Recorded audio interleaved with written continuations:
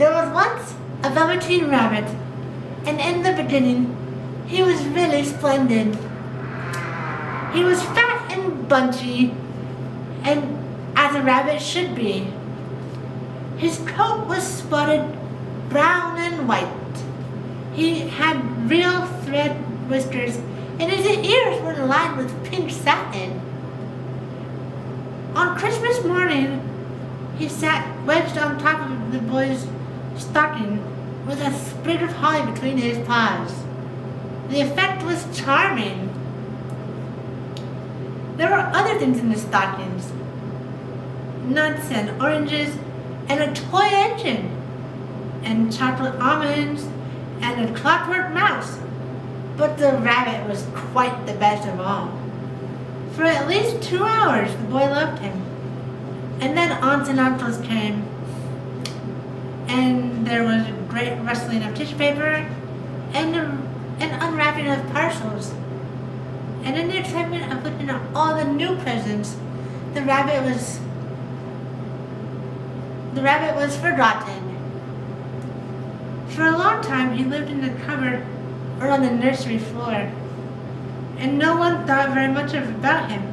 He was naturally shy, and being only made of velveteen, some of the more expensive toys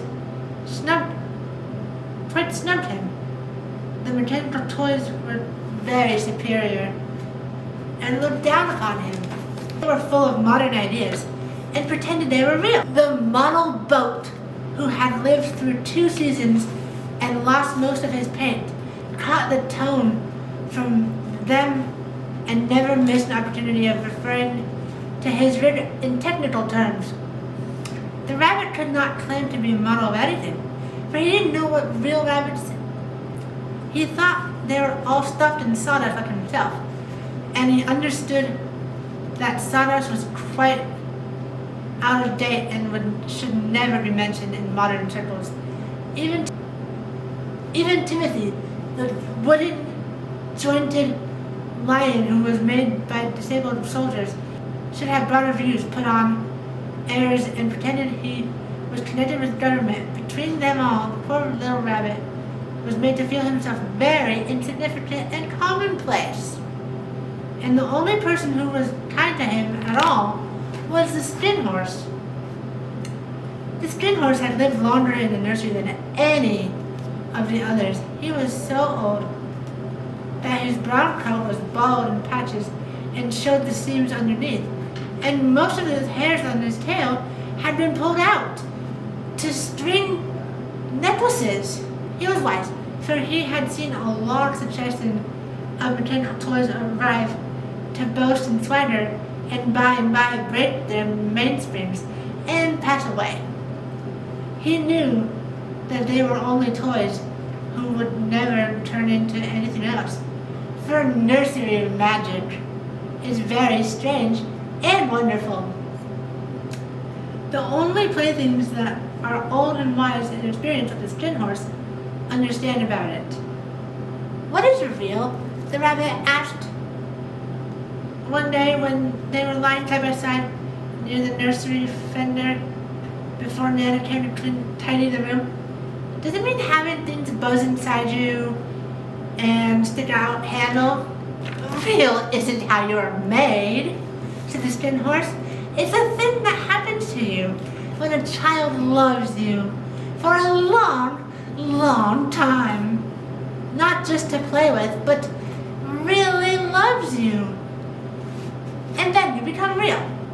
Does it hurt? Said the rabbit. Sometimes, said the skin horse, for he was always truthful. When you are real, you don't mind being hurt. Does it happen all at once, like being wound up? He asked, or bit by bit?